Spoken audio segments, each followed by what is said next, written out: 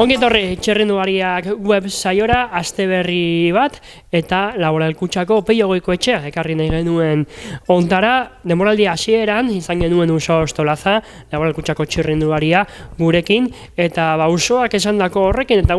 jakin nahi dugu, noski, nola joaten ari zaion taldeari, ja denboraldi hasiera burututa, helburu garrantzitsuenak atea jotzear daude, eta guzti horretaz zuzendariarekin ere hitz egin behar genuen, eta hori bai, noski beti bezala, gure eskarrak, kasu honetan Laboral Kutxa enpresari, saio hau besteatik, eta baita ere 8 eskolari, gaurkoan haien lokal hau utzi izanagatik. Peio, kaixo, eskarrik asko gurekin izateagatik, justo aipatzen genuen, denboraldiko helburu nagusietako batzuk iristear daudela, Euskal Herriko itzulia tarten, eta baita ere Espainiako buelta, baina orain artekoa, nabarmendu behar dugu, hurbilena delako, El Salvadorreko abentura, esperientzia, incluso bizitzako esperientzia hori amaituta berri duzula, ez? Bai, hori da, ez, lehenengo partia deitxia badakau, ze, hori, orain lehenengo handia egiten dugu Vuelta Espainiakin, eta hori talde guztiak ja buru belarri daude, ez, egia esan gaur egungo txirrindularitzan lasterketa guztia dia helburu, hasieratik Mallorcan hasi eta Txinar arte, baina bai, bentsate gogotxu iristen gara, pasaren urteko dinamikakin, ez, topa marrean jarraitzen dugu, orain Salvadorren garaipen batzukin,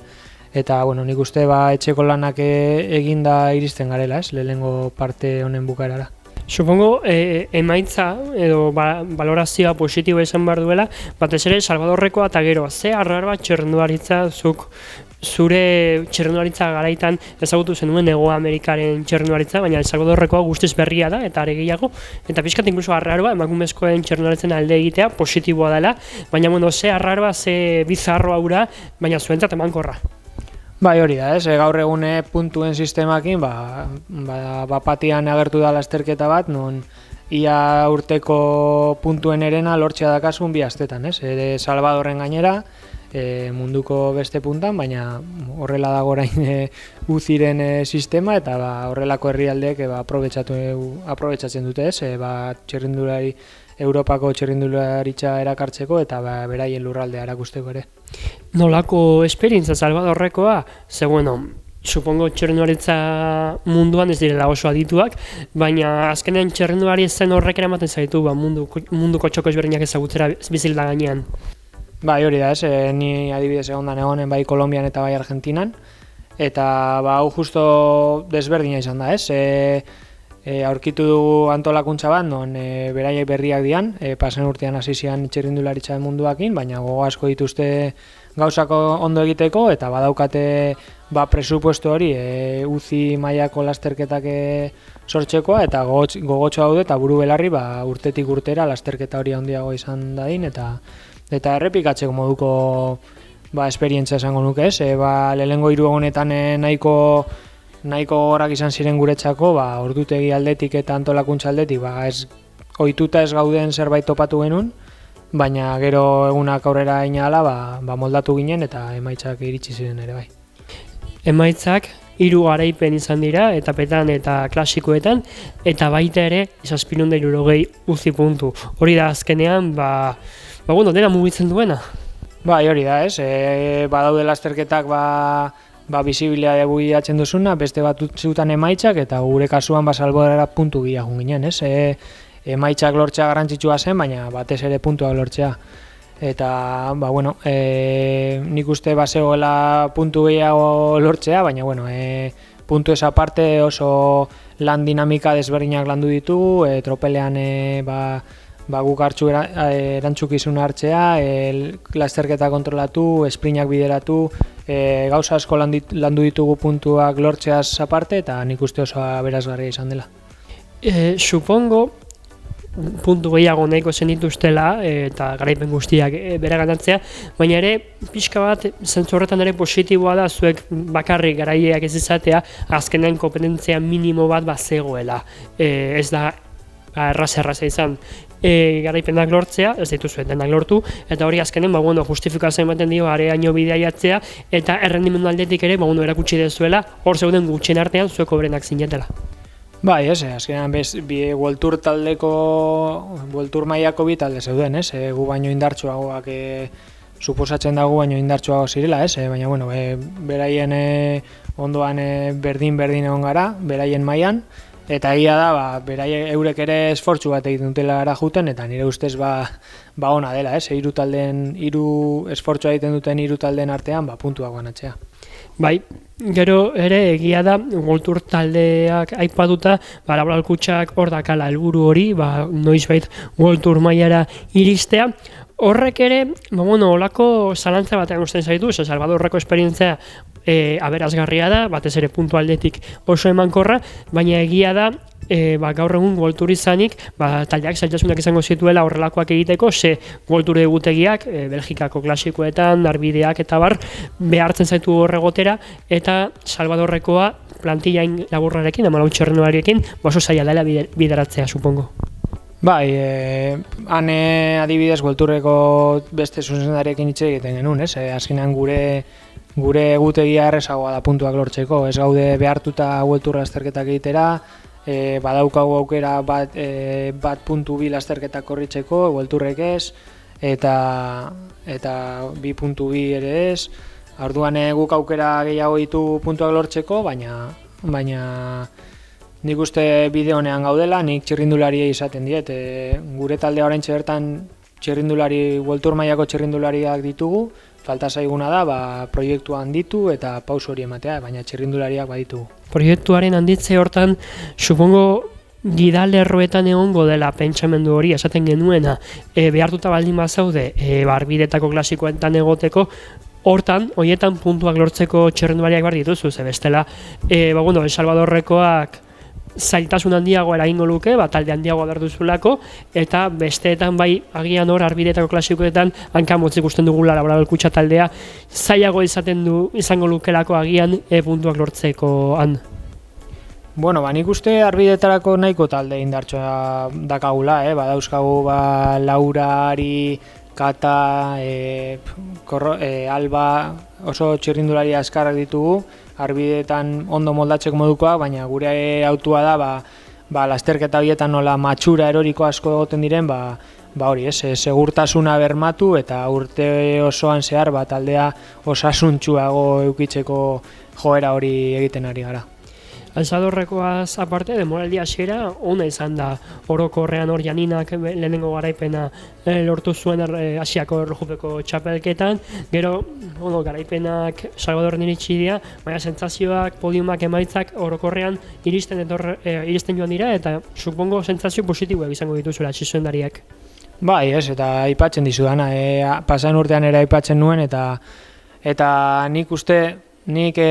taldearen konbokatoria ikusten dudanean berdin zaiz txirrindulari eukiko ditudan. Denek daukate maila ona eta denekin badaukagu lasterketa ona egitea. Aurten esate baterako, top 10ean gaude ia egunero eta uste dut taldeko 7-8 txirrindulari desberdinekin egon garela top 10ean, Orduan horrek esaten du txirrindulariak badaukatela gero eta esperientzia gehiago, hobeto ikusten dira lasterketa buruan, lasterketak lehiatzen eta horrek ematen digu guri indarra. Amerikak lortutako puntu eta aparte, dagoeneko zinetela hor mutxorara egon nahi dezuen tokian, hor World Tourraren ateetan World Tourrai aukitzear. Ze falta zaio taldeari hor, World Tourreko postu horietan sartzeko? Puntuak behar ditugu, baina puntu esa parte, lehen aipatu dizudan bezala, ni txirrindulariak ikusten ditut, World Tour mailan lehiatzeko, egia da taldeak infrastruktura aldetik, ez dakit, kotxeak, kamioiak, autobusa, hor daukala lan gehiago, presupuesto aldetik esango nuke, txirrindulariak ondo daude, estafak lana oso ondo egiten du, errendimendu taldeak, Julen Uzi medikuak, Ander Zabala prestatzailea, Ester nutrizionista, dena gaude txirrindularien oso gainean, talde dinamika, lan dinamika oso ona da,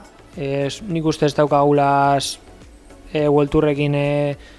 alde askorik, eta eta pixkate hori, presupuesto aldetik gauza batzuk hobetuta nik uste taldea presa dagoela. Mundietan bezala, estatuko egutegiak bai laguntzen dizuela, denboraldiari lehenengo sentsazio hori hartzea, eta orokorrean, nahi batez ere, eta onerako Kata Sotok harritu nau, sentsazio bikainak eman ditu, eta oso onkortze prozesu honean dago, baina supongo estatuko egutegi horrek lagundu dizuela, hor erritmoa hartzera, eta ja orain datozen helburu handiei aurre egiteko prest izateko. Bai, azkenean denbora hasieran asko eguraldiak asko egiten du, txirrindulariak Kata Txiletik dator, anuda zen, eta ondo oso negu ona egin du han, eta pasan urtean erakutsi zuen oso txirrindulari kompletua zela, eta oso temporada hasiera polita egiten ari da. Denboraldi hasiera, eta orain bete-betean sortu behar gara. Espainiako buelta, eta noski Euskal Herriko aste hori, Nafarroakin, Euskal Herriko itzulearekin, eta Durangorekin. Maiatza, zuei pixka burua mina egiten dizue, hainbeste lasterketa daudelako, lasterketa garrantzitsu daudelako. Bai, txirrindulariai guztiak prest behar ditugu, maiatzean, baditugu pare bat lesio, baina txirrindulariak prest daude maiatzari ekiteko, eta hori, buelta orain Ardenetara goaz, gero Espainiako itzulia dakagu, Nafarroa, Itzulia, Durango eta Burgos, dena jarraian da, eta baina pasan urtean ondo bete zuten lana txirrindulariek, eta urten ere oso gogotsu, World Tour mailako lasterketak dira gehienak, Nafarroa eta Durango ez. Supongo hor bilatuko ezula protagonistak izatea, puntuak albezain beste lortzea, baina ez dakit, helburu hori, hainbeste punto, baina supongo etxean garaipen bat lortzea ere, taldearen gidalerro horietan egon behar duela, behingoz, besoak altzatzea uzi proba baten Euskal Herrian edo Espainiako bueltan. Bai, nik taldea garaipen bat lortzeko ikusten dut, badazkaguan Sant Esteban, esperientzia handia dakala, gero txirrindulari askarrak ere bai, usoa bera konfiantzakin etorriko da Salvadorreko emaitzak eta gero, eta aurten adibidez Semana Valentzianan han azkenengo etapan lidertzan zegoen, azkenengo kilometrotan harrapatu zuten, eta World Tour mailako lasterketa da, naizta 2 puntu bat izan, World Tourreko txirrindulari guztia juten dira gara prestaketa lanetan, eta hor geunden, orduan txirrindularitzan irteran dauden txirrindulari guztiek lortu dezakete garaipena, naizta zaila izan, orduan ezin dugu esperantza galdu eta da horren bila. Itzuliko ibilbidea ezagutu gabe, Nafarroa eta Durango badirudi berdintxoak izango direla, bueltako abai ezagutzen dugula, nola guzti dituzu ibilbide horiek? Bueltan pasan urtean haizeak asko josun, hori gure taldean printzipioz ez digu asko laguntzen, historikoki, azkenen urtean ikusitakoakin, baina aurten iparralderago da lasterketa, eta espero haize babes horiek gutxiago izatea, eta gero errepidean maila badakagu, eta Peio, kamisetan daramazu matria, pasaren Euskal Herriko itzulean gizonezkoetan marea laranja ikusi dugu. Matria hori pixkanaka marea laranjaren emakumezkoen bertsioa izan behar du, eta hori inkluso gainetik pasa, ze gaur egun, zalantzarik ez dago, emakumezkoen taldea baturra lehiatzen du, gira lehiatzen du, buelta lehiatzen du, azkenen laborelkutxa taldea da gaur egun, eta Euskal Herrian ditugun 4 prop timen artean, goren dagoenen eta lasterketa garrantzitsu gehien lehiatzen dituen taldea da. Bai, nik uste pixkanaka taldea ere duela, niri lehen kaletik geratzen zidaten Euskaltelen gaitik galdetzeko, eta orain laboral gutxagatik galdetzen diat, neska gazte pila bat ikusten ditu errepidetan lehiatzen, adibidez beste egunean Beasaingo Kopa Espainian egon nintzen, eta txirrindulari piloa zeuden, eta guzti horientzat eredu gara, eta guk egin behar deguna da landa ondo egin, eta eredu ona izan guzti horientzako. Igartzazari nagusiaz galdetu nahi duzu, baina lehenago matriari zentzu emate hortan albiste bikaina da berriz ere giroan, berriz ere turrean izatea, eta bai ASOK, bai RCA-ek onartzen dutela laboral kutxa taldea badela lasterketa garrantzitsuenen horietan egon beharreko taldea. Bai, lehen esandakoa, nik uste taldeak lan dinamika oso ona dakala, bai errendimendu aldetik, bai lasterketetan masajistak, mekanikoak, oso profesional honez osatuta dago taldea, niri zuzendari bezala horrek asko laguntzen dit, beraiek badakite zelan egin, eta txirrindulariak eta antolakuntzek hori badakite, azkenean irudi ona banatzen du laboral kutxak joaten den lasterketetan, gero emaitzak batzuko besteak izango dira, baina taldeak badu besteen errespetua, estropelean. Epe luzarako proiektua definitu zuen hasieratik laboral kutxa enpresak Euskadi Fundazioarekin talde hau sortzerakoan, eta horrela izaten jarraitzen du, turrean, giroan, eta horrelako lasterketan egoteko eta Worldtourrera iristeko noski bide honetik zaudete, baina bide horrek ere eskatzen du beti atzera begira, eta baita ere kontuan izan behar dugu nahi edo nahi ez laboral kutxa taldea beti Euskaltelekin alderatzen dela. 5 txirrindulari dazkazue Euskaldunak taldean, ez daude UCI mailan Euskaldun gehiagorik profesionaletan, eta galdetu den dizun, jake igartzaz aibazen zenuen, ea nola ikusten duzun datorrena, bai Euskal Herrian badugu hor Paula Ostizia Movistarrekin lotuta duela, junior horretan baditugu etorkizuneko txirrindulari batzuk, zalantzarik gabe, baina baita ere aurten ikusiten ari gara afizionatu maila hori indartzen ari dela, orain Leharti bai challenge izango dugula gainera aste honetan, supongo zuei ere geroz eta gehiago behartuko zaituztela fijatzera datozen euskaldunetan. Bai, nik behintzat gertutik jarraitzen ditut emaitza guztiak eta lasterketa guztiak, eta esan bezala junior mailan badaude txirrindulari erakargarriak, egia da saltua oso handia dela, aipatu bezala turrean gaude munduko txirrindulari honenekin, giroan gaude munduko txirrindulari honenekin, eta lasterketa gehienetan World Tour mailako txirrindularien kontra gaude, eta hemengo amateur mailatik edo elite mailatik World Tourrera usteo saltua handia dagoela, baina azkenean kantitateak kalitatea ematen digu, eta posgarria da lasterketetan inbeste txirrindulari guztia, eta Euskal Herrian arrobia badago, beti bezala, eta nik uste urtengo direla, txirrindulari on gehiago. Ez dakit zuen eraino, zuzendari gisa, iritsi alden sentsazio hori, aurten Euskal afizionatuek, emakumezkoetan, jauzi hori eman dute, eta baditugu hor Maite Urteaga, Laia Puigde Fabregas bueltatu dela, Naia Imaz, hor badaude txirrindulari batzuk, inkluso agian zuen interesa piztu dezaketela, eta planteatzea, gure Euskal txirrindulariak elikatze horretan, fijatu behar gara horietako batean. Bai, guretzat, adibidez,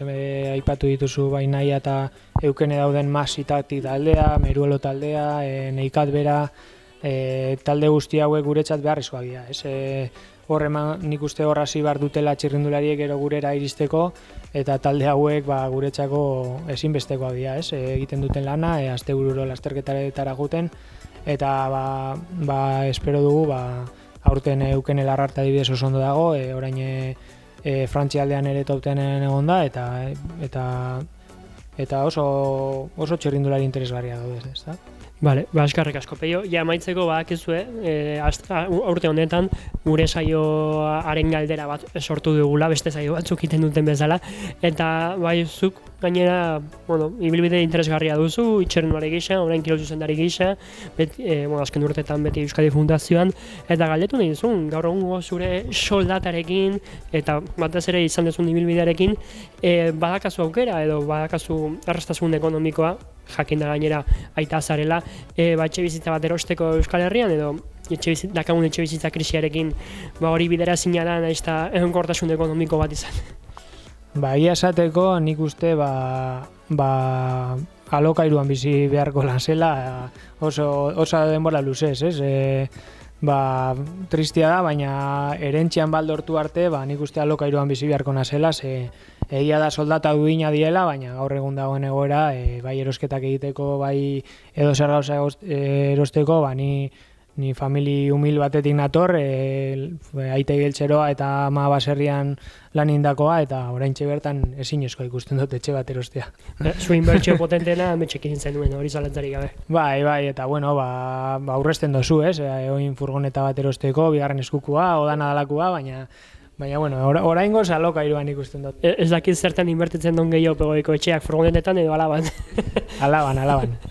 Espero ezer ez falta izatia. Vale, eskerrik asko Peio, eskerrik asko zuei beti bezala gure saioa ikustagatik, eta aipatu dugu hitzordu garrantzitsua asteburu honetan Euskal Herrian, Leharti bai challengea, eta gu bertan egongo gara noski zuei kontatzeko. Eskerrik asko eta aurren arte.